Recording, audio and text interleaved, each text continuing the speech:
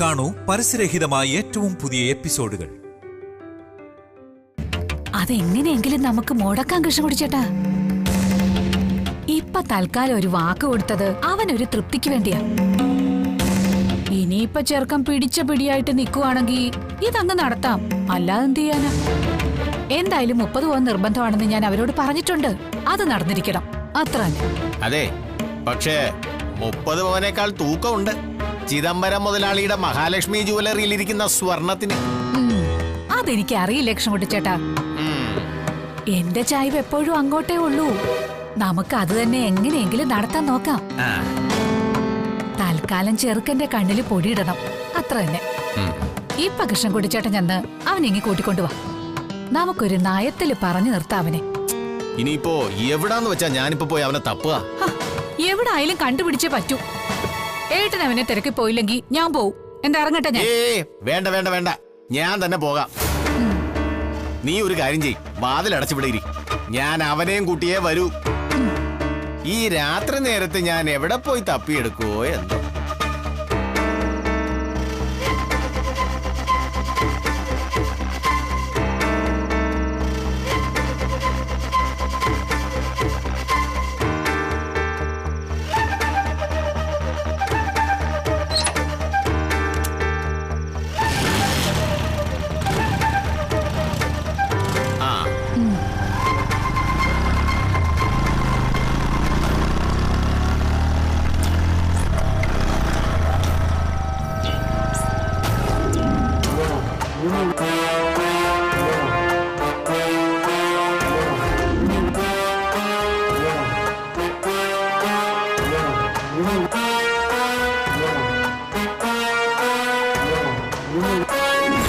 എളുപ്പത്തിൽ പണം ഉണ്ടാക്കാനുള്ള ഈ ബുദ്ധി ശാരദയുടേതോ അതോ മകളുടേതോ എന്ന് പറഞ്ഞാൽ മാത്രം മതി.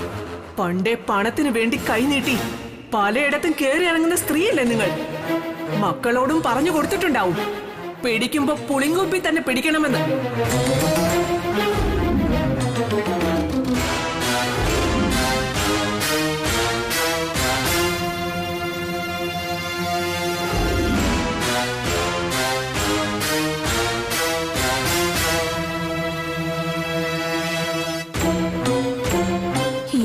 ഒന്ന് നിങ്ങൾ മനസ്സിലാക്കിക്കോ, പുറം ലോകത്തിന് മുന്നിൽ മാത്രമായിരിക്കും ഇനി മേലാൽ നമ്മൾ ഭാര്യ ഭർത്താക്കന്മാർ. ഈ 4 ചുവരുകൾക്കുള്ളിൽ ഒരു ഭാര്യയായി നിങ്ങൾ എന്നെ പ്രതീക്ഷിക്കരുത്. ഒരു ദാമ്പത്യ ബന്ധവും നമുക്കിടയിൽ ഉണ്ടാവില്ല, ഒരിക്കലും.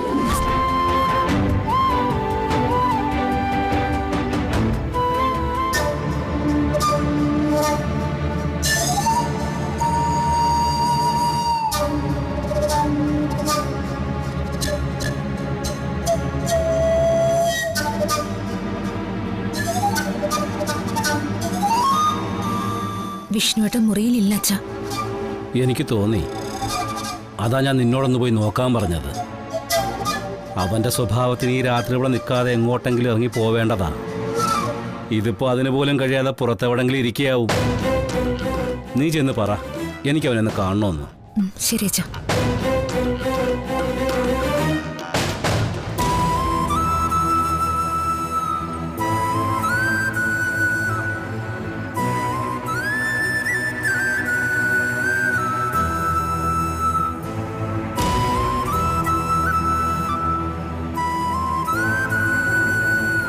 വിഷ്ണുവേട്ടാ, രാത്രി കുറെ ആയില്ലേ, കിടക്കുന്നില്ലേ? മുറിയിലേക്ക് ചെല്ല്. വിഷ്ണുവേട്ടന്റെ ജീവിതത്തിലെ മറ്റു രാത്രികൾ പോലെ അല്ല ഇത്. ഒരു പെൺകുട്ടി കാത്തിരിക്കുന്നുണ്ട് അവിടെ. കാത്തിരിക്കുന്നോ? ആര്? കാര്യങ്ങളെല്ലാം അറിയാം വിഷ്ണുവേട്ടാ, പക്ഷേ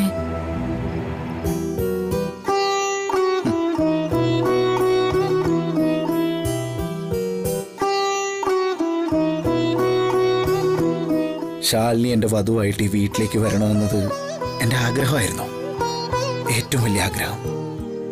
അക്കാര്യം ഏറ്റവും നന്നായി അറിയുന്നത് പ്രീതിക്ക. പക്ഷെ സംഭവിച്ചപ്പോൾ അതിങ്ങനെയായി. എന്തായാലും മുന്നോട്ട് ജീവിക്കാതിരിക്കാൻ പറ്റുമോ ഏട്ടാ? മുന്നോട്ടോ?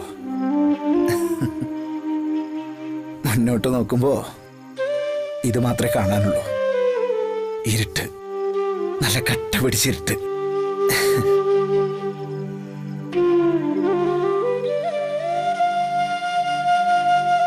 എല്ലാവരും തെറ്റിദ്ധരിച്ചു.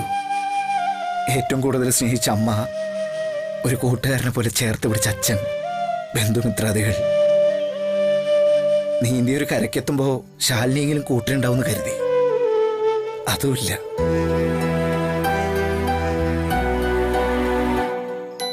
ഏട്ടനെ ഉപദേശിക്കാനോ മുന്നോട്ടൊരു വഴി കാട്ടിത്തരാനോ ഞാൻ ആളല്ല. ഇതുപോലൊരു സന്ദർഭത്തിൽ എന്ത് ചെയ്യണമെന്ന് പറഞ്ഞു തരാനുള്ള അനുഭവജ്ഞാനവും ഇല്ല. പക്ഷേ ഒന്ന് മാത്രം അറിയാം,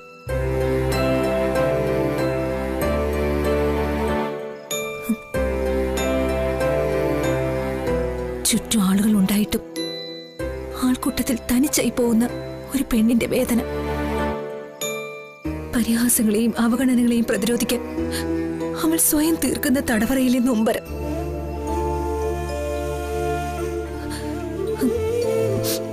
ഏട്ടൻ അച്ഛൻ അന്വേഷിക്കുന്നുണ്ടായിരുന്നു.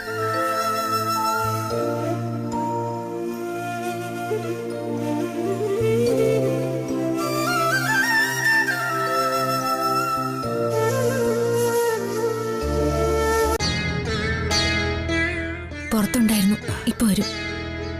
ശരി, നീ വയ്ക്കോ.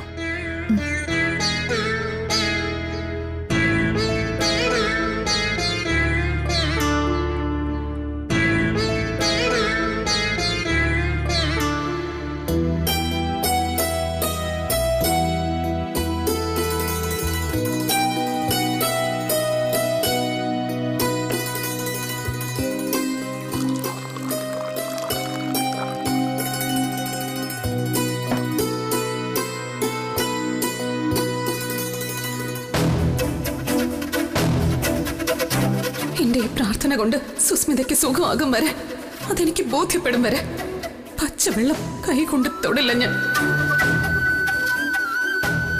ഇപ്പൊ ഈ നിമിഷം മുതൽ ഉപവാസം ആരംഭിക്കുക. വാക്ക് വാക്കാണ്. ദൈവത്തിന് മുന്നിൽ ചെയ്ത ശബ്ദം തെറ്റിക്കാൻ പാടില്ല.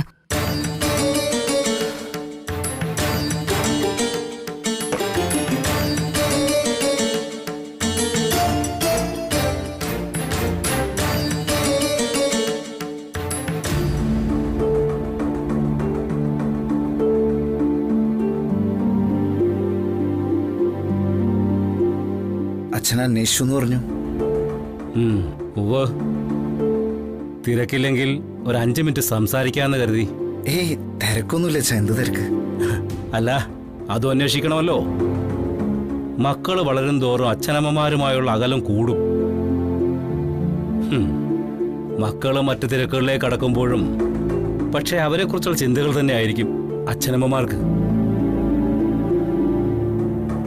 പ്രത്യേകിച്ചും ഒരു വീൽ ചെയറിലേക്കോ ബെഡിലേക്കോ ജീവിതം തളച്ചിടപ്പെട്ട എന്നെപ്പോലുള്ള ദൗർഭാഗ്യ ജന്മങ്ങൾക്ക് അതിനെ കഴിയൂ. അച്ഛൻ ഇങ്ങനെയൊക്കെ പറയാൻ കാരണമുണ്ട്. മുമ്പൊക്കെ നമ്മൾ തമ്മിലുണ്ടായിരുന്ന ആശയവിനിമയം ഇപ്പൊ തീരെ ഇല്ലാതായിന്ന്. അത് തിരിച്ചറിയുകയാണ് ഞാനിപ്പോ. അതാ നീ ഞാനും 2 അപരിചിതരായി പോയത്. അപരിചിതരോ? അതെ. അതല്ലേ നീ നിന്റെ മനസ്സിലുള്ള ഒന്നും എന്നോട് പറയാത്തത്? ശാലിനിയുടെ പിന്നാലെ പ്രേമം തലയ്ക്ക് പിടിച്ച് നടന്ന ഉൾപ്പെടെ.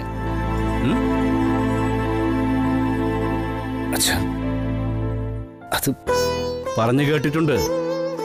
ആൺകുട്ടികൾ അമ്മയോടും പെൺകുട്ടികൾ അച്ഛനോടുമാണ് കൂടുതൽ കൂറ് കാണിക്കുന്നത്. ഇവിടെ പക്ഷേ ഈ ശരീരം തളർന്ന മനുഷ്യന് 2 ആളും അപരിചിതരാ. ഒരേ വീട്ടിൽ കഴിയുന്നതുകൊണ്ട് അച്ഛ എന്ന് വിളിക്കുന്നു മാത്രം. അച്ഛാ, ദേവി ഇത് അച്ഛൻ ഇങ്ങനെയൊന്നും പറയരുത്. അച്ഛാ, ഞാൻ എന്റെ അച്ഛനെ കണ്ടിട്ടുള്ളത് എന്റെ ജീവിതത്തിലെ ഏറ്റവും വലിയ സ്വാധീനമുള്ള മനുഷ്യനായിട്ടാ. അച്ഛനൊരു വാക്ക് പറഞ്ഞ അതിന് ഒരുപാട് അർത്ഥങ്ങളുണ്ടെന്ന് മനസ്സിലാക്കുന്ന ഒരു മകനാ ഞാൻ. കേൾക്കാൻ നല്ല സുഖമുള്ള വാക്കുകളാണ് നീ പറയുന്നത്. എന്നിട്ടും എന്തിനായിരുന്നു നീ ഈ കള്ളങ്ങൾ മുഴുവൻ കാണിച്ചത്? പ്രണയം ഒളിച്ചു വച്ചത്, നാഗർകോവിൽ യാത്ര മറച്ചു വച്ചത്, വിവാഹ ദിവസം ഒരു വരനെ തടഞ്ഞു നിർത്തി മർദ്ദിക്കുന്നത് എവിടുത്തെ നീതിയാണെന്ന് എനിക്ക് മനസ്സിലായില്ല. മാത്രമല്ല, അറിഞ്ഞോ അറിയാതെ ഒരു പെൺകുട്ടി ചതിച്ചതുപോലെയല്ലേ നീ ഇപ്പൊ ഇവിടേക്ക് വിളിച്ചോണ്ട് വന്നിരിക്കുന്നത്? ഒരു വാക്ക് മുമ്പേ നീ അതിനെക്കുറിച്ച് എന്നോട് പറയേണ്ടതല്ലായിരുന്നോ? അച്ഛൻ ഈ മൂലയിൽ കിടക്കുന്നൊരു പാഴ്ജന്മമാണ്. ഒന്നും ചെയ്യാൻ കഴിയില്ലെന്ന് കരുതിയിട്ട് തന്നെയല്ലേ?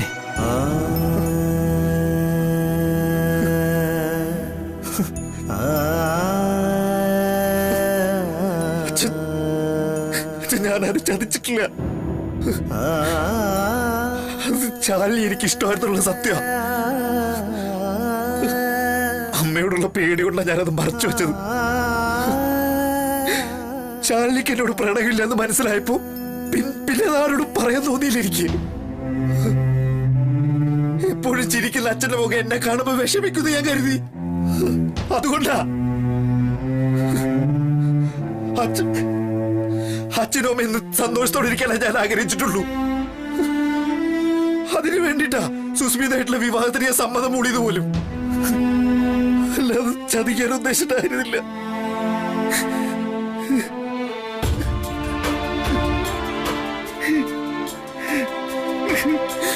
അച്ഛൻ ബാലേന്ദ്രൻ ദാസനും കമലിനും കൂടി അടിച്ചത് എന്റെ അറിവോടെ അല്ല.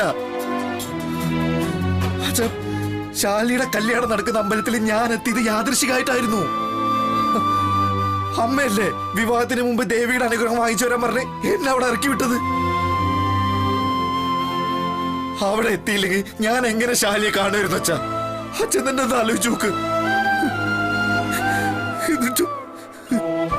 എന്നിട്ട് അച്ഛൻ കൂടെ എന്തിനാ ഇങ്ങനെ പഠിക്കുന്നത്? എന്റെ മനസ്സിലത് താങ്ങാൻ പറ്റുന്നില്ല.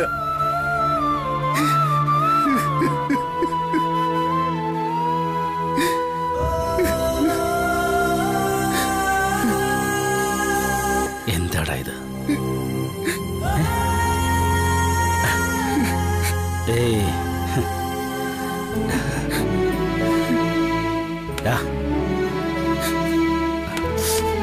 മോനെ, നീ ഒന്ന് മതിയാക്ക്.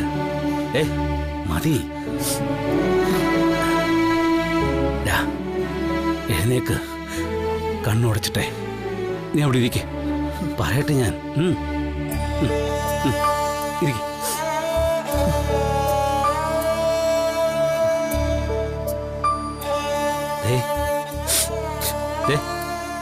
എനിക്ക് മനസ്സിലാവുന്നുണ്ട് നിന്നെ. എനിക്കെതിരെ ഒരാളൊരു പ്രശ്നമുണ്ടാക്കിയാലും അയാൾ എന്തുകൊണ്ടത് ചെയ്തു എന്ന് ആലോചിച്ചു നോക്കുന്ന ആളാണ് ഞാൻ. അയാളുടെ സ്ഥാനത്ത് കൂടി നിന്ന് തെറ്റും ശരിയും വിലയിരുത്തും. എന്നിട്ട് എന്റെ ഭാഗത്ത് തെറ്റുണ്ടെങ്കിൽ തിരുത്തും. അയാളോട് ക്ഷമ ചോദിക്കും. ഞാൻ പോലെ നിന്നെ തെറ്റിദ്ധരിച്ചതാ. അപ്പോ മറ്റുള്ളവരുടെ കാര്യം പറയണോ? പ്രത്യേകിച്ച് നിന്റെ അമ്മയുടെ കാര്യം.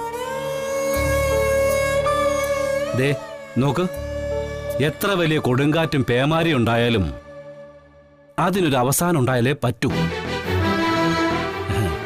കടലും കാടുമൊക്കെ ഒരിക്കൽ ശാന്തമാവും. അത് പ്രകൃതിയുടെ ഒരു നിയമമാണ്. ഇവിടെയും അത് സംഭവിച്ചേ പറ്റൂ. അതുവരെ കാത്തിരിക്കണമെന്ന് മാത്രം.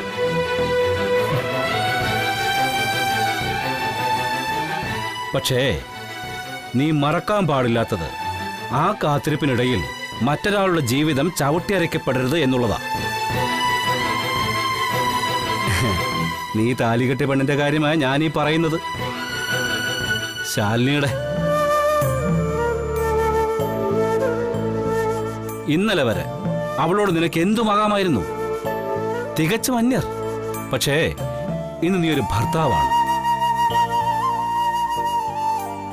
അതിന്റെ ബാധ്യതകളും കടമകളും ചെറുതല്ലാന്ന് നീ മനസ്സിലാക്കണം. ഭാര്യ ഭർത്താക്കന്മാർ ഒന്നിച്ച് ജീവിക്കുക മാത്രമല്ല, സന്തോഷത്തോടെ ആ ജീവിതം മുന്നോട്ട് പോകുന്നുവെന്ന് മറ്റുള്ളവരെ ബോധ്യപ്പെടുത്തുകയും വേണം നമുക്ക്. ഈ ഒരു ബന്ധത്തിന്റെ മാത്രം പ്രത്യേകതയാണ്.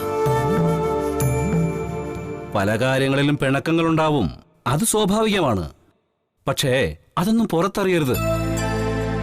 ബെഡ്റൂം മാറിക്കിടന്നോ വീട് വിട്ടിറങ്ങിപ്പോയോ വെറുതെ നാട്ടുകാരെ കൊണ്ട് പറഞ്ഞ് ചിരിപ്പിക്കരുത് എന്ന് സാരം.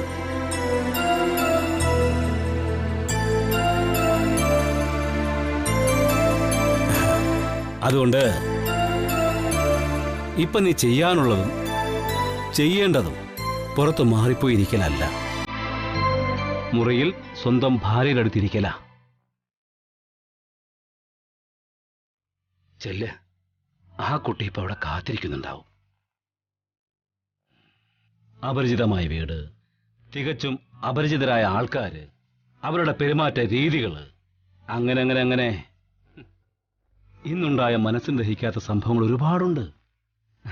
എല്ലാം കൂടി ആ കുട്ടി ഒരുപാട് പേടിച്ചിട്ടുണ്ടാവുന്ന ഉറപ്പാ. നീ വേണം അടുത്തിയെന്ന് അവളുടെ ആ പരിഭ്രമം മാറ്റിയെടുക്കാൻ. എന്റെ മോൻ ചെല്ല്, ഇനിയും സമയം വൈകിപ്പിക്കണ്ട. ചെല്ല്, ചെല്ലടാ.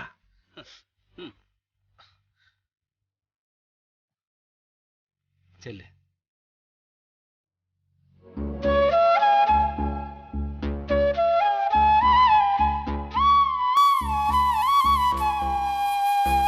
സന്തോഷമായോ എന്റെ ഭർത്താവിന്? ഭാമ ഉണ്ടായിരുന്നു അവിടെ? ഉണ്ടായിരുന്നു. വിജയകരമായ കുടുംബജീവിതത്തിന് എന്ന വിഷയത്തിൽ രാഘവേട്ടൻ വിഷ്ണുവിന് കൊടുത്ത ക്ലാസിന്റെ അവസാന ഭാഗം ഞാനും കേട്ടു. വരാൻ അല്പം ലേറ്റ് ആയതുകൊണ്ട് മുഴുവൻ അറ്റൻഡ് ചെയ്യാൻ പറ്റിയില്ലെന്ന് മാത്രം. പരിഹാസം മനസ്സിലായി. ഭാമയും ഞാനും ഒപ്പം ഇരുന്ന് പറഞ്ഞു കൊടുക്കേണ്ട കാര്യങ്ങളാ അതൊക്കെ. ഭാമയുടെ അഭാവത്തിൽ ഞാൻ ഒറ്റയ്ക്ക് പറഞ്ഞു കൊടുത്തൊന്നു മാത്രം.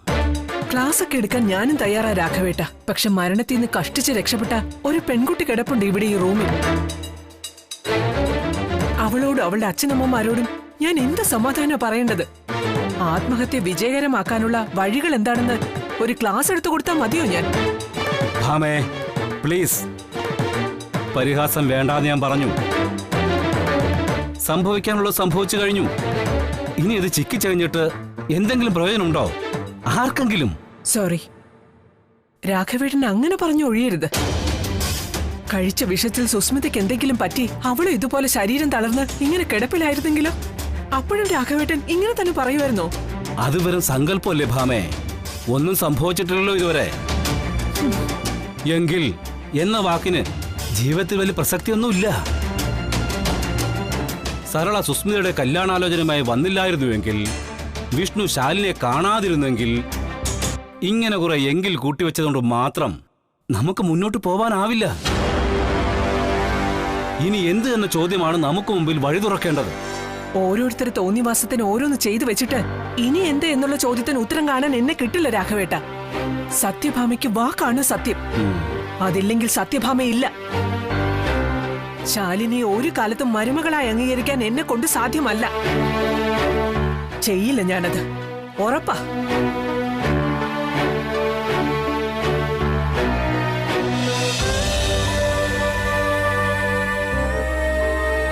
അങ്ങനെയെങ്കിൽ നീ ഒന്നുകൂടി മനസ്സിൽ ഉറപ്പിച്ചോ ഭാമേ. മറ്റൊരു പ്രീതിയെ കൂടെ സൃഷ്ടിക്കാൻ പോവുക നീ ഈ വീട്ടിൽ.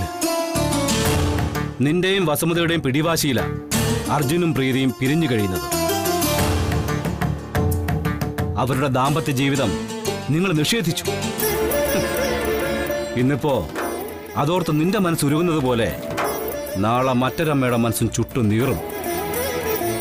ശാരദാമ്മയുടെ. നിന്റെ കണ്ണീരിന്റെ അതേ ഉപ്പുരസമായിരിക്കും ശാരദാമ്മയുടേതിനും. തീർന്നില്ല. നീ കാരണം കുടുംബജീവിതം നിഷേധിക്കപ്പെട്ട 2 പെൺകുട്ടികളുടെ കണ്ണുനീരാ ഈ വീട്ടിൽ വീഴാൻ പോകുന്നത്. അതിൽ നിന്ന് രക്ഷപ്പെടാൻ നീ ദൈവമൊന്നുമല്ല. സത്യഭാമയുടെ ഈ കൊട്ടാരത്തിന് ആകാശത്തോളം ഉയരമില്ലാന്നും മറക്കരുത്. പ്രീതിയുടെ വയറ്റിലൊരു ജീവൻ മുളപൊട്ടിയപ്പോ ഒരുപാട് സന്തോഷിച്ചു നീയും ഞാനും. ആ കുഞ്ഞിനെ ഇല്ലാതാക്കിയതിന്റെ പകയാ അർജുനോട് നിനക്കെന്ന് പറയുന്നു. പക്ഷേ ഇപ്പൊ രാഘവൻ നായരുടെയും സത്യഭാമയുടെയും സന്തതി പരമ്പരകൾ വാഴാത്തതിന് കാരണം ആരാണെന്ന് സ്വയം നീ ആലോചിച്ചു നോക്ക്. ആ സ്ത്രീയുടെ പേര് സത്യഭാമ എന്നാണ്. അത് മറക്കരുത് നീ.